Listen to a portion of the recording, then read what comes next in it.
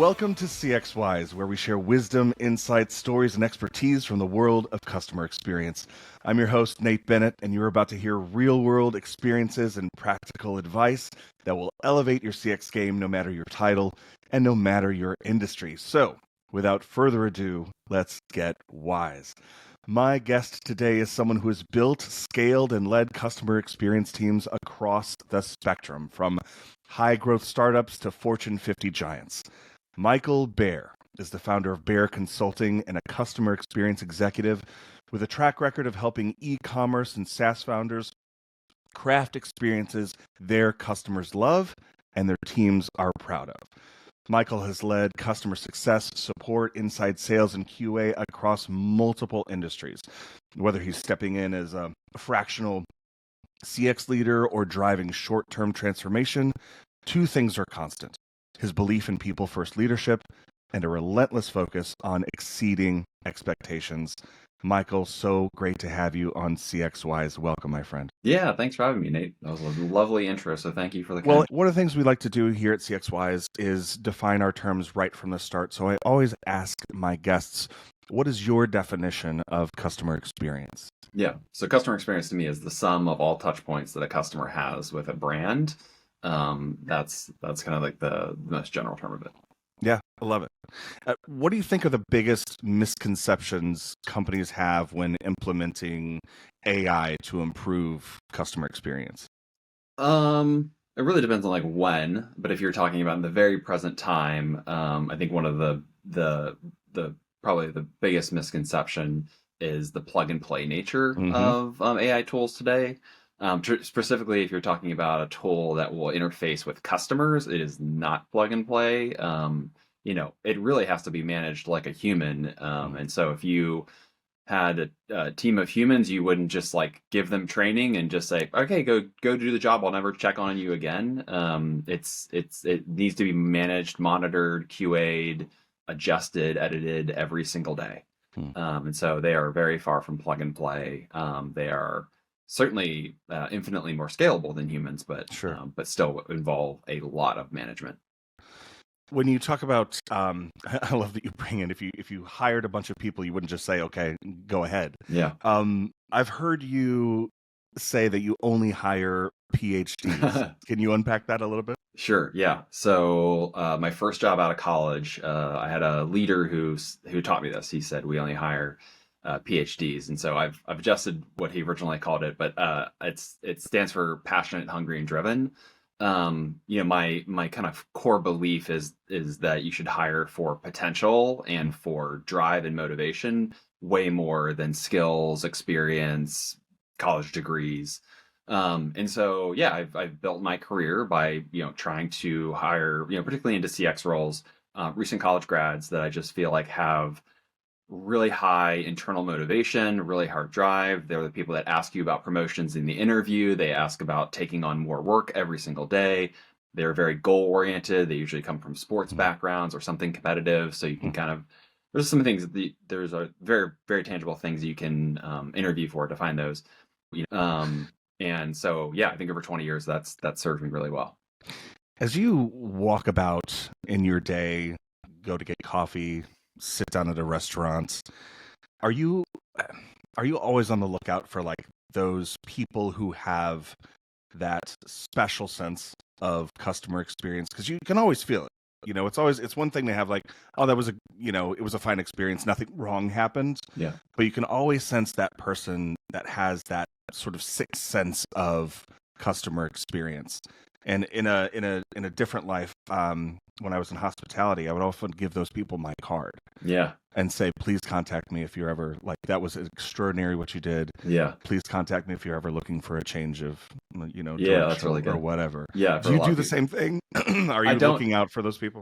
I don't do that same thing. I definitely recognize it. I think there's like two ways that people often like look at great customer experience. The first is absent of friction. So great customer experience is exactly what the customer expected. No friction, no pain. It kind of just hit the ball down the middle of the field. The other part is kind of what you're describing, which are the people that like make it exceptional. That through their personality, through their special touches, through their warmth, And I think there's like two things that I usually notice in that is I try to when that happens, and I certainly am attuned to it probably as much as you are. I try to I'm trying to figure out, is this the person or is this the process? Hmm. A lot of times you're going to restaurants and you just have great server. They're just super friendly. They're super bubbly. They ask you about their day. They're really easy to connect with. They have just unbelievably high social EQ. And so they make their guests feel very special. That's very different than I was lucky enough to go to 11 Madison Park last month, which had been a dream of mine for a long Great. time. A restaurant like this, they only have maybe 5 or 10 seatings every Yeah. 15 minutes. So it's, they can figure out who you are. There was some talk online about how they would actually Google people and try to find their picture, so that when you Oh walked in, man, they knew that's you were, great. just like say Mr. Bear. They do things like in the restaurant, employees can only walk one direction, even if they need to go different ways. And so when you're in there, it almost feels like you're looking at a racetrack because everyone's going the exact same way in the whole pattern. Um, and they do it for the aesthetic, for the beauty of it. There's tons of examples there. They're obviously, a 3 Michelin restaurant, so Oh they, my gosh, what did you have? Just out of yeah. curiosity, what did you have? Well, they're mainly you're doing like tasting menus. So yeah, we Mhm. did a 17-course tasting menu. It was a 4-hour meal. Oh man. It was a lot. But what makes 11 Madison Park unique is it's a vegetarian restaurant. Mhm. So you leave and you've ate 17 courses, but you feel incredible. But yeah, long story short, yeah, I definitely notice those things, and I'm very curious: is this the person or is this a process? That's really interesting. We're talking about customer expectations, and those things are constantly on the rise. How are organizations staying agile to continuously refine their CX strategies based on real-time feedback from the customers? Yeah. So like my guess is most don't do this well. I Hmm. think this is probably one of the biggest gaps in customer experience is the actual mechanisms to hearing customers' experience or product feedback or service experience and product feedback, and actually implementing that in their organization. So I've talked a lot about this. I think this is like such a missing component, and there's a lot of reasons, and I'll try to give a shorter version to a longer version. But I think that a couple of the core reasons are: one, there really aren't great tools for this. There's the Qualtrics of the world, the Medallions of the world. Those cost hundreds of thousands of dollars, and if you're an organization, even of decent size, most are just not willing to invest $100,000-$200,000 into some of these very large tools. And then there's almost nothing. There's no SMB mid-market VOC tools, largely. Um, but then there's the second part, which is most companies don't have processes in place to actually have these listening posts. So they might send out specific surveys. They might have one person who reads these. They might only look at the ones that are really bad and try to do service recovery on those. But that's not a voice of the customer program. A voice of the Hmm. customer program, to me, in the most simplest terms, is like determining what customers love in your organization or in your experience and what they don't love in your experience, Hmm. and doing and evangelizing around the organization how you do more of what they love. And then most organizations are pretty good at the other part, which is trying to stop doing the things that they don't love. And so to use a personal tangible example, like when I was at Figs, like I really held myself to, so we had a voice of the customer newsletter that went out every single week. I really held myself to like more talking about, and it was a little bit easy there because generally customers love the product, talking more about what customers love, so that it helped the product and merchandising teams understand like, hey, what trends are really hitting with customers, what colors are people looking for, what features, what product innovation are we going for. But yeah, I think most organizations are pretty good at hearing the pain points and Hmm. sometimes trying to solve those. Very few organizations are really good at hearing what people love and figuring out how to do more and extrapolate that across the organization. Yeah, that kind of led directly into my next question because I know that you did launch the Voice of the Customer program at Figs, right? Yeah. Um, what were some of those challenges in those first couple of months gathering and analyzing that customer feedback at scale, and how did you ensure that it was actionable? Because I think that's something that a lot of organizations struggle with once they have that data. Yeah. Okay, now what do we do with it? Yeah. I think two of the hardest parts about getting a voice of the customer program off of the table is one, access to all of the data points that you will need. And so I see a lot of organizations that maybe only use their customer service tickets. maybe ones that only use a single survey like NPS or CES or CSAT or something like that. But very few are using all of them. Mm. And so at Figs, it was really like three pillars. It was our customer experience tickets, it was all of our surveys, and then the one that most people miss, and there's a good reason why, is social. And Mm. the reason most people miss the social one is because there are very few social listening tools, because Meta, Google are not very interested in giving you APIs into some of those things. But they're not listening tools. They're not capturing like all of the comments, all of the DMs, all of the tags, all of the story mentions. And that stuff is super important, particularly if you're like a consumer brand and social is a big part of your strategy. Like that is huge. Yeah. So one is is like determining what the data pillars are, and then the second is, do you have a tool that can help you pull these together?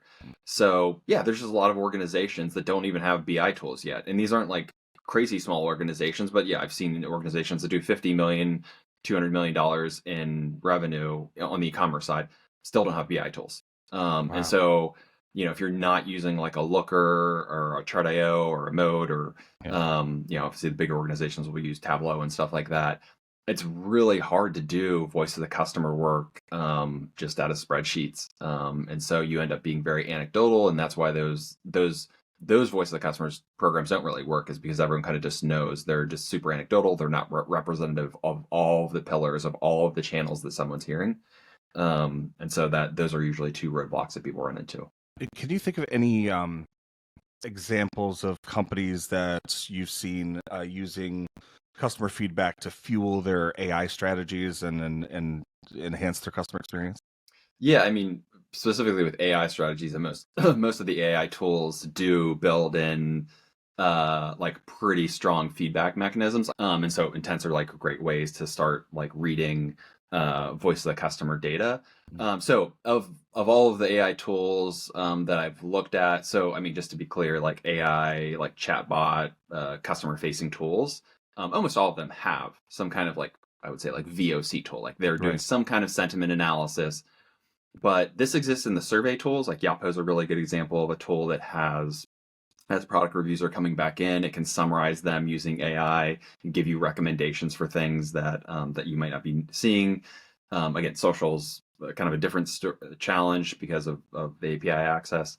Um, but yeah, I can think of a lot of organizations that use AI today that are using the embedded tool within it to try to do some of the voice of the customer. Yeah. But the bigger question is just like, that's just a singular channel. It would be like if I had a single customer service agent and all I did all day was listening to the feedback that that person told me. It's like, well, that's just one part of it. Like, Mhm.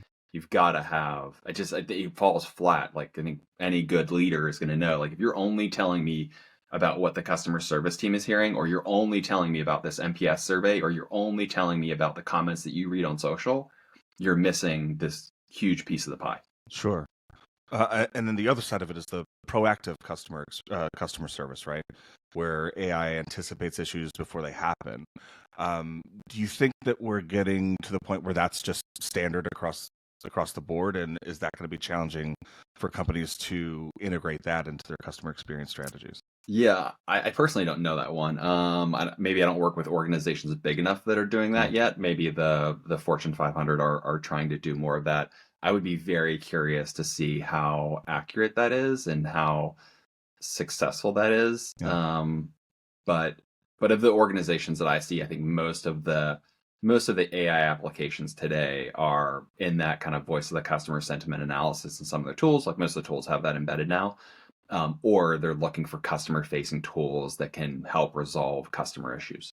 Can you talk a little bit about the role of customer experience in building trust and brand loyalty? Yeah, I think this is huge. Um, yeah, so I'll use a couple examples here. So if you're an e-commerce company, particularly, I'll start with a very narrow. If you're a direct consumer e-commerce company, you have no retail locations, you don't wholesale your products, so you don't walk into Target and you can't see it. Um, the only human interaction that consumer could have with your brand is with your customer experience team. So this Mhm. is your customer service, customer support. If you have an inside sales team, um, that is their whole personification of the brand is that interaction. So I think it's huge. I think even for the bigger e-commerce companies that maybe do sell in wholesale, so maybe they have their products in Target, maybe they have them in Walmart and some of those other places, maybe specialty retailers.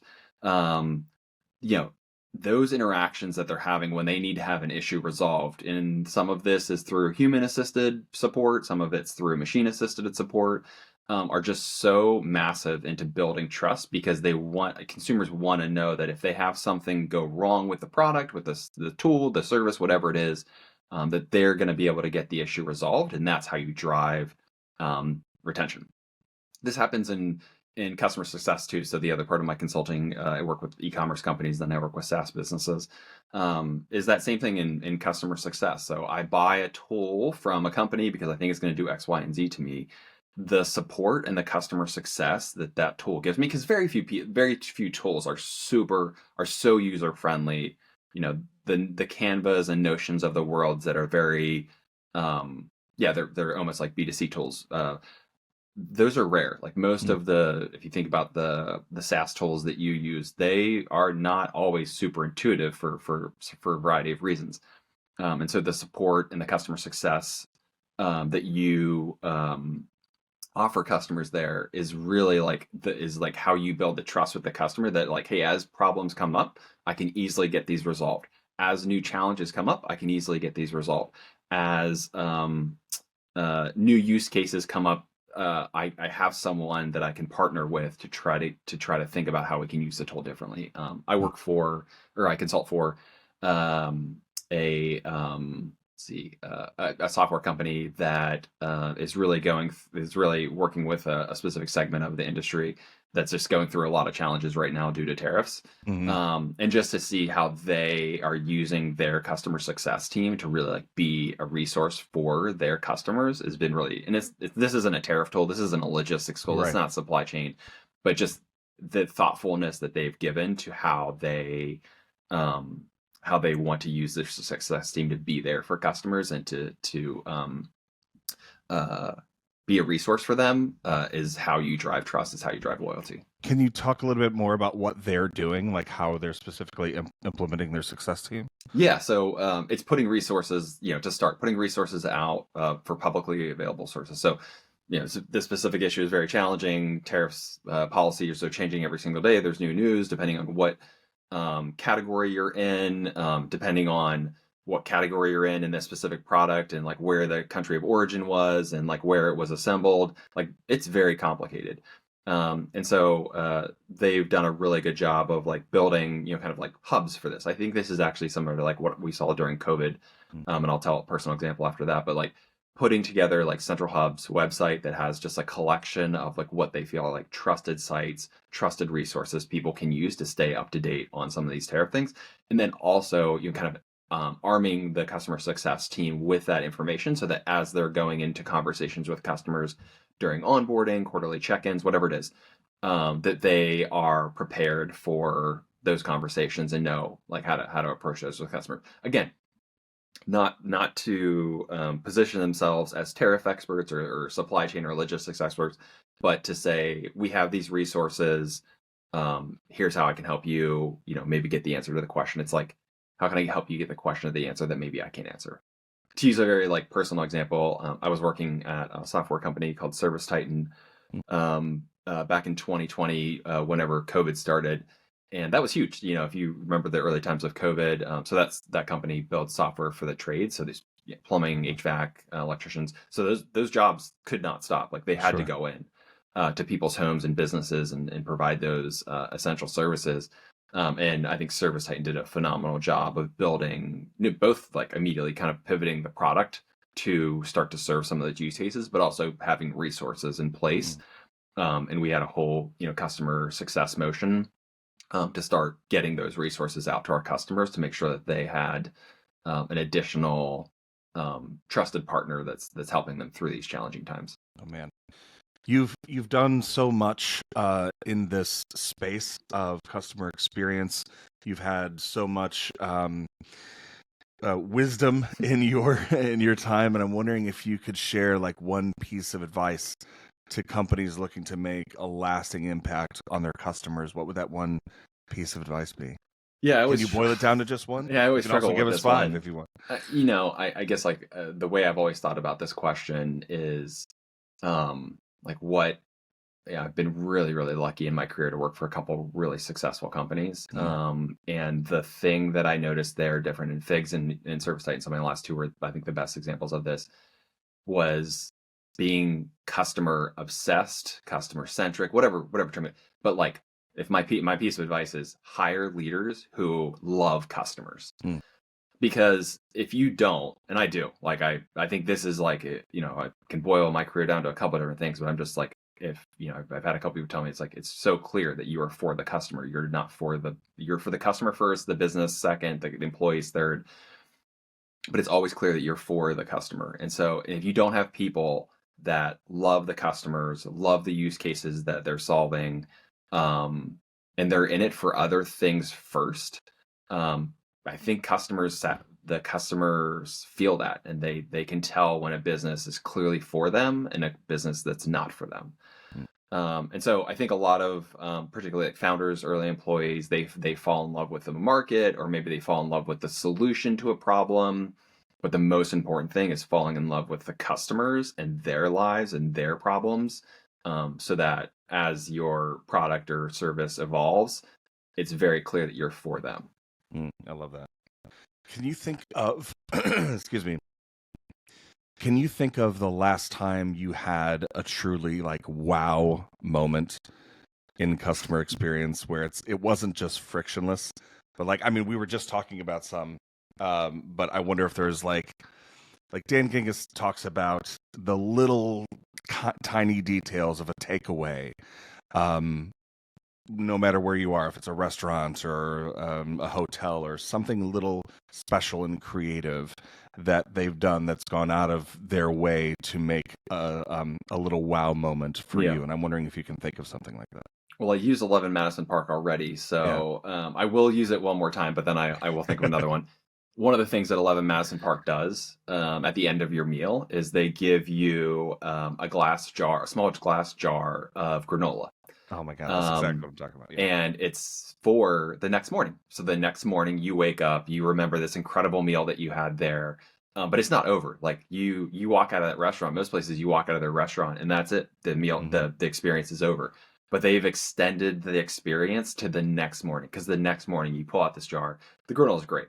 You put it over some yogurt or whatever it is, and you're eating it, and you're now remembering how great that experience was. Like the greeting, the food, the table service. I got to meet the chef because he came out and he walked around. And you get to relive that over and over again. And then the jar's big enough. You'll eat it for a week. You get to relive it over and over and over and over again. Every single time you eat it, you get to remember like how special that meal was. And it's a fine dining restaurant. It's very expensive. It's probably like, if I'm lucky to ever go there again in my life, I'll be surprised, but it stays with you for a really long time. And then you have the jar. The jar has the 11 Madison Park logo on it. You keep it in your house. You use it for other things, and every single time you look at it, you remember. That's so smart. Yeah, they do all these things. There are tons of those examples, and I think like people could say like 11 Madison Park has the pricing power to be able to do that, but I think businesses all over the place can do that every single day. From the I'll give you a personal example from when I was at Figs. We used to put, and a lot of businesses do this, but we used to put stickers in people's boxes. And these stickers were very basic. I actually have a ton on my laptop, which I can't flip around, but they're actually, this is actually great. This perfect. Bottle has, for the listeners, I'm showing a Nalgene bottle that has stickers all over it, and they're from the Figs. And they, say things like, how you do anything is how you do everything. You got it. Create the world you want to live in. All these like fun sayings. I love it. One of the joys of the 4.5 years I was there was every month seeing the volume of sticker requests that we got. So it would be people being like, I want more stickers. Can I buy packs of them? Or I got your shipment. It didn't have stickers. Often they would get folded into like the slaps of the box, and people would miss them. But it was just incredible how much people loved them. And then they put them on their bottles. Like I've seen this out in public all the time. Like I'll see people with these stickers, and like I don't work there anymore, but I still have a lot of pride. from my time there. And so, yeah, I love Dan Gingiss. I think your example is a great one. There are all these like small things, like stickers cost us pennies. Right. Like what are the small things you can do? And again, granola for 11 Madison Park, probably cost them like, I don't know, tens of thousands of dollars a year to do. Like it's just a drop in the bucket for them. But it like sticks with customers, it stays with them, they become evangelists for the brand. It's like, there are just so many great examples of that, that people, these like small moments of joy that you can give people through some of these thoughtful touches. I love it, man. And you're not only are you making me hungry, because it's past my breakfast time and I didn't have any. But listen, Michael, you've been so great and so generous with your time, your wisdom, your insights, your stories, your expertise. I really appreciate you, man. You've made us all a little CX wiser today. Thanks, Nate. And I really appreciate your time. Yeah, and please do come back. I will. Let me ask you this before we go. Is there going to be a Michael Bair book anytime soon? No. I do love writing, and my wife knows this, but I actually have tons of drafts in my Google Drive, personal Google Drive, of like articles that I've written or stories that I've written. And I always told her, I'm like, if when I ever pass away, you have my permission to release those to the world. But no, I think there's a lot. I was going to invite you back on the show when your book comes out. So if like that happens, we'll have her on. There's a lot of incredible writers. I'm a big reader. I love reading. Right now I'm reading When, which is a fictional story that got made into a Netflix story. So I highly recommend that one if anyone's looking for a good read. It's called When? It's called When. And what is that about? The guy's name is When. It's a fictional story about like, kind of like a murder mystery thriller type book. Cool. It's very entertaining. Very entertaining. All right. Hence, it got made into a Netflix story. Okay. But I have in such esteem writers. I think that the ability to take someone out of their own world and transport them into another world is such an incredible skill. And when I read, and I've been reading for 20 minutes and I kind of forget what my life is, and I'm fully in this story. I constantly am just like, this is incredible. I can't believe this is why I'm such an advocate for it, and have such respect for authors. It's just such an incredible skill, because it's magic. What I'm taking away from that response is there is a chance, ladies and gentlemen, that sometime in the future, when he's got some time on his hands, there will be a Michael Bair. We'll see. I'm just saying. We'll see. And maybe it's a fiction. I'd love based on your adventures and customer experience. Yeah, I love fiction. Dan's book. Talking about Dan. Dan's book's great. If anyone needs a good CX read. One of my favorite things about this part of my job is being able to meet so many talented authors and storytellers.